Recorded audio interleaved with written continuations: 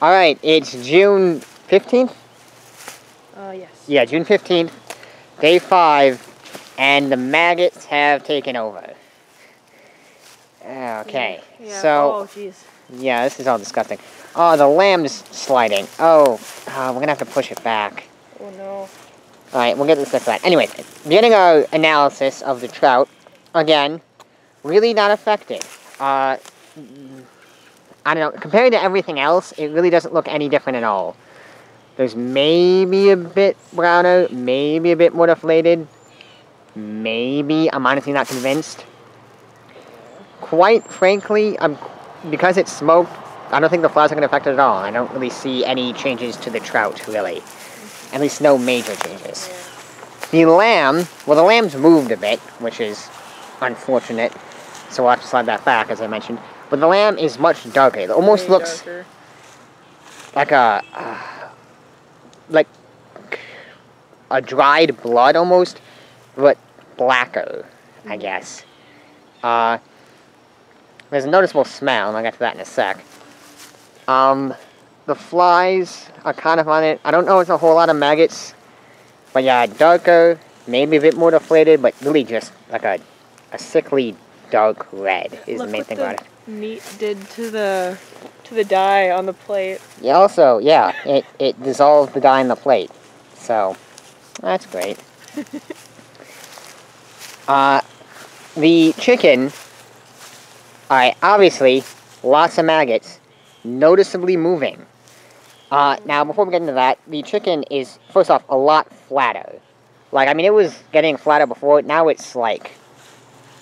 Very deflated. Yeah, very flat and deflated. The coloration doesn't look too bad. I noticed this yesterday when I was watching the video.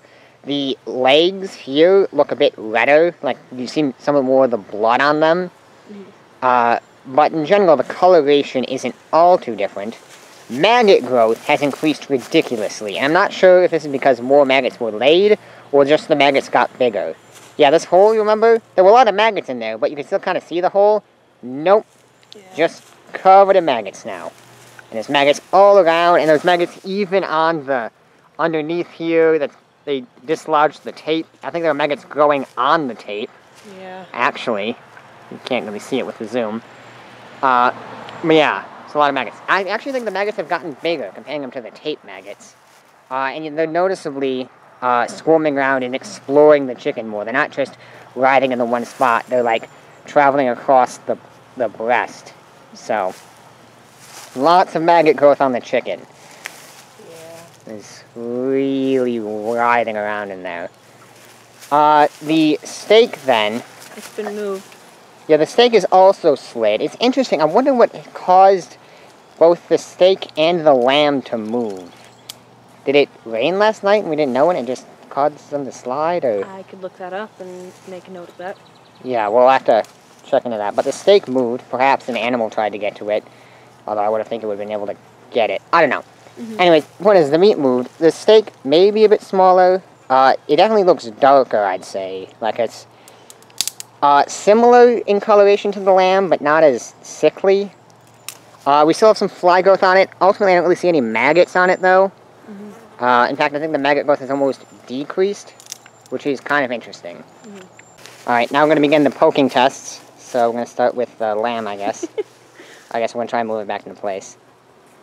Oh, look at that. That's beautiful. Oh, wow. Okay, tons of maggots under there. Oh, they're big. Yeah, they are. See that big one right there? That is a big maggot. Okay, so yeah, the maggots have definitely increased in size. Lot bigger now. Ooh. Okay, yeah, so I was wrong. Maggot growth has not decreased on the lamb, but they did in fact move underneath the lamb, as I had suspected yesterday. So we'll correct on that. Alright, but poking tests now. I guess we're going to begin with the trout. Any different? Not really, no. I think it actually got harder down this end. Okay, it could be that maybe some of the meat's dissolving and you're feeling the bone more. Maybe, yeah. And this... I think... This has also gotten tougher. Oh, maybe it's just in general gotten tougher. Yeah, I think it just... All of these things are just shriveling up more.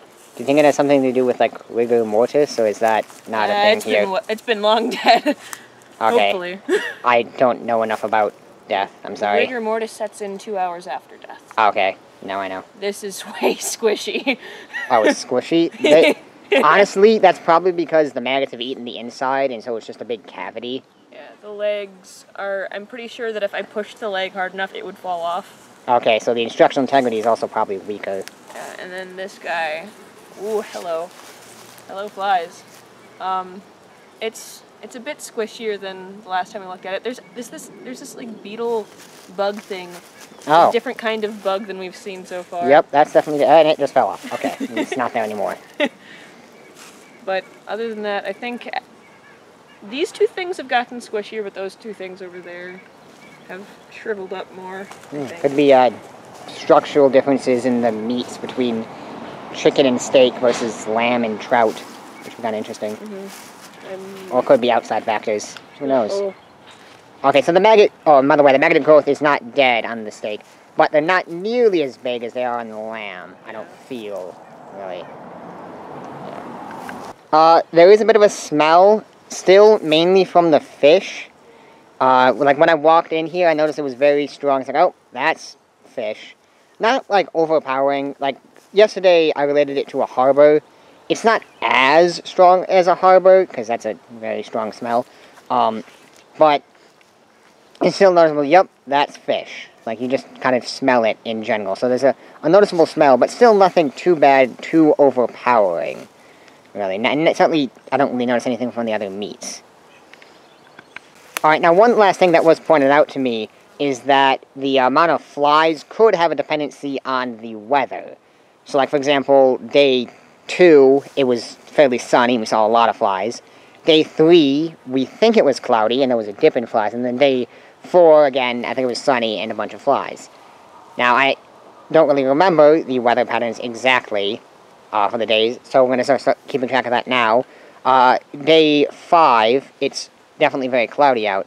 And we notice a dip in flies. I mean, they're still there, obviously, but there aren't like a whole lot, and they're certainly not making that buzzing sound. So I'm going to keep track of that. But anyways, this has been the Stinky Meat Project, Day 5. Overall, these meats look probably darker. The chicken especially deflated, and maggot growth, again, especially on the chicken, has rapidly increased. But nevertheless, we enjoyed it, and see you tomorrow.